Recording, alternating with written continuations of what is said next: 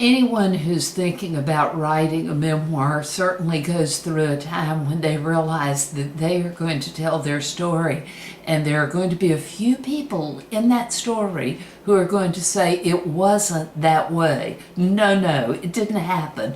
Well, I can tell you, two people can live the exact same experience, and one of them's story is one way and the other one another.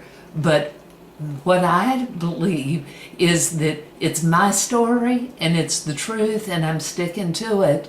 And too bad if you don't like it. Some folks in my family may not, but it is my story. And I think that I have the right to tell it the way I remember it, the way it was for me. It's true.